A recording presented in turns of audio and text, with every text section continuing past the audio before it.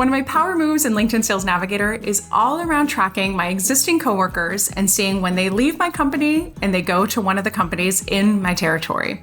Here's how I do it. Open up your lead filters and go to the past company field. In that field, you're going to put in your company. Now for the current company field, you will put in your existing territory. This will give you an immediate list of anyone who has ever worked for your brand and is now in your territory.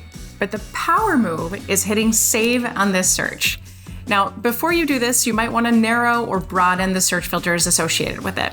If you work for a small organization, keep it really broad. We want to know anytime somebody leaves and goes into one of those companies. But if you work for a large organization, perhaps you want to add a search filter around seniority or buyer persona. That way you're not flooded every single day with thousands of results.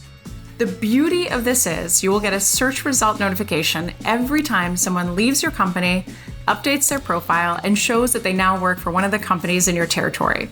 Because they've just left, they'll still be motivated to see your company succeed, and they'll be more apt to responding to your cold outreach.